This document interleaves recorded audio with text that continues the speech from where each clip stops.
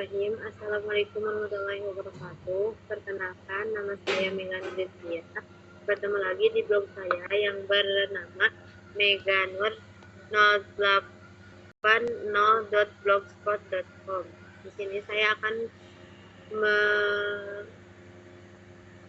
mempresentasikan blog saya yang berjudul Tugas 22 Februari 2026, yaitu 1. Apa yang dimaksud dengan kemiskinan? Kemiskinan adalah suatu kondisi ketidakmampuan untuk memenuhi kebutuhan dasar yang meliputi kebutuhan makanan dan non-makanan. Yang diukur dari sisi pengeluaran, secara umum kemiskinan itu dipahami sebagai 1. Kekurangan materi, di mana seseorang kesulitan memenuhi kebutuhan sandang, pangan, papan, pendidikan, dan kesehatan karena kurangnya barang dan pelayanan dasar. Yang kedua, kondisi di mana seseorang tidak sanggup memelihara dirinya sendiri sesuai dengan taraf kehidupan kelompoknya dan tidak mampu memanfaatkan tenaga mental maupun fisiknya dalam kelompok tersebut. Yang ketiga, kurangnya penghasilan dan kekayaan yang memadai, di mana definisi memadai itu bervariasi tergantung konteks politik dan ekonomi suatu wilayah. Di Indonesia, penduduk dikategorikan miskin jika rata-rata pengeluaran per kapita per bulannya berada di bawah garis kemiskinan yang ditetapkan oleh negara. Garis kemiskinan ini dihitung dari penjumlahan garis kemiskinan makanan dan garis kemiskinan non-makanan. 2. Bagaimana jenis-jenis kemiskinan?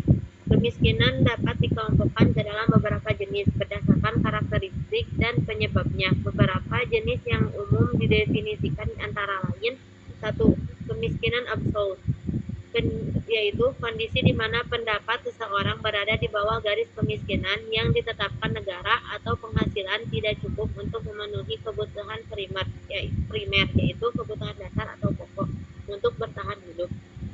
Yang kedua, kemiskinan relatif, yaitu terjadi ketika seseorang atau kelompok berada di bawah tingkat rata-rata ekonomi masyarakat di mana mereka tinggal, meskipun mungkin masih dapat memenuhi kebutuhan dasar.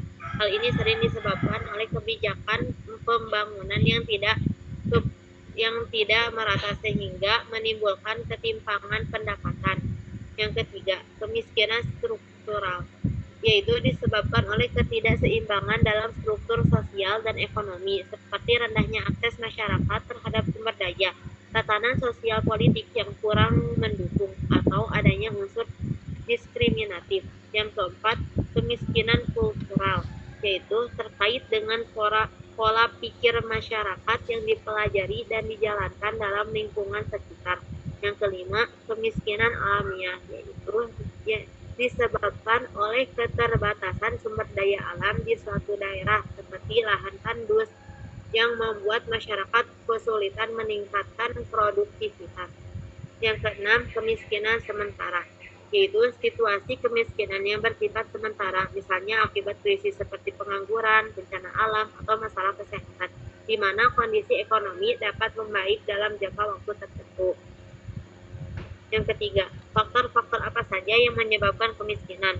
Penyebab kemiskinan bersifat multidimensi dan dapat bervariasi. Faktor-faktor penyebab kemiskinan meliputi: 1. Faktor ekonomi dan ketenaga kerjaan, yaitu kekurangannya lapangan kerja atau terbatasnya lapangan kerja yang layak, dan tingginya tingkat pengangguran, rendahnya penghasilan yang tidak seimbang dengan kenaikan harga kebutuhan pokok, pembedaan kepemilikan sumber daya yang terbatas dan berkualitas rendah pada kelompok miskin, dan laju pertumbuhan penduduk yang tinggi. Yang kedua, faktor pendidikan yang sumber daya manusia. Faktor pendidikan dan sumber daya manusia, yaitu pendidikan yang rendah yang mengakibatkan keterampilan terbatas dan sulit mendapatkan pekerjaan yang baik, dan rendahnya kualitas sumber daya manusia secara umum. Dan yang ketiga, struktural dan sosial, yaitu ketidakadilan sosial, termasuk diskriminasi berbasis gender, ras atau status sosial, distribusi pendapatan yang tidak merata, dan kebijakan pemerintah yang tidak efektif, korupsi, atau konflik bersenjata. Yang keempat, faktor lingkungan dan lainnya, yaitu perubahan iklim, atau bencana alam, kekurangan sumber daya air dan makanan, minimnya infrastruktur dan kesehatan yang buruk akibat akses terbatas ke layanan kesehatan dan nutrisi. 4. Apakah hubungan kemiskinan dengan kriminalitas dan kejahatan? Terdapat hubungan yang signifikan dan kompleks antara kemiskinan dengan kriminalitas dan kejahatan. 1. Kemiskinan sebagai pemicu. Kemiskinan sering dianggap sebagai salah satu penyebab terjadinya kriminalitas.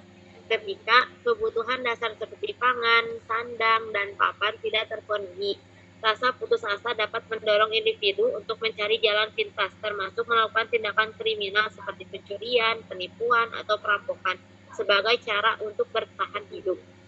Yang kedua, kesenjangan sosial. Frustasi akibat kesenjangan sosial yang mencolok juga dapat memicu kemarahan dan rasa ketidakadilan yang kadang berujung pada tindakan kejahatan yang lebih serius. Yang ketiga, lingkungan. Lingkungan yang miskin seringkali memiliki pengawasan sosial yang minim dan kurangnya peluang positif yang dapat menjadi lahan subur bagi kegiatan ilegal. Yang keempat, pandangan lain, yaitu beberapa pandangan melihat kemiskinan dan kejahatan seperti dua sisi mata uang yang tidak terpisahkan.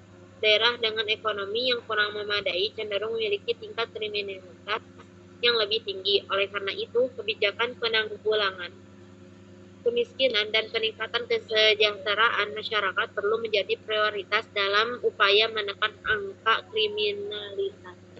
Oke, terima kasih Mbak Mega sudah menjelaskan blognya dengan cukup baik ya mengenai persoalan tentang kemiskinan.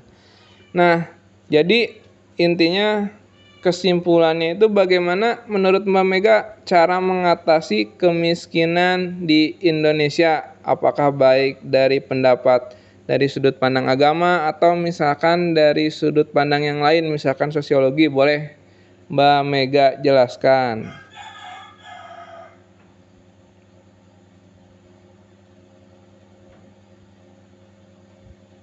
Oke, ada suara umum terdengar? Ya, Om. Ya, jadi bagaimana menurut Mbak Mega nih setelah membaca ataupun juga mempresentasikan tentang kemiskinan? Nah, kira-kira bagaimana kesimpulannya cara mengatasi kemiskinan dari sudut pandang agama Islam ataupun dari sudut pandang sosiologi ataupun dari sudut pandang lainnya? Bisa Mbak Mega jelaskan? Silahkan Mbak Mega. Ya, Om. Kalau menurut Mega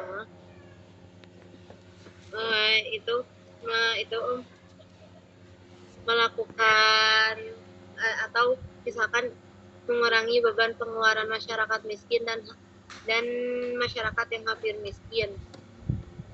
Misalkan pajaknya untuk yang orang-orang miskin mah jadi direndahkan, jadi tidak sama dengan orang yang menengah ke atas gitu. Atau dalam dengan cara peningkatan kualitas pendidikan yang bisa kalau menurut Mega mah hal yang penting Om dalam kualitas pendidikannya. Jadi itunya untuk orang-orang miskin mah misalkan pendidikannya dia tidak berbayar, jadi gratis misalkan dengan adanya beasiswa gitu. Oke, terima kasih Mbak Mega tadi sudah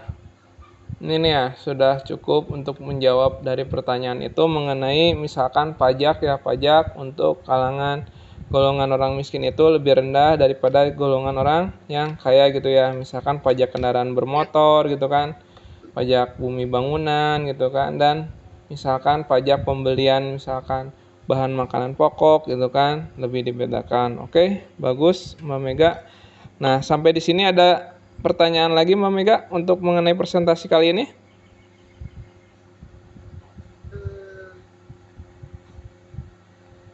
Tidak, Om. Tidak ada. Oke, cukup kalau gitu Om rekamannya sudah cukup ya. Oke.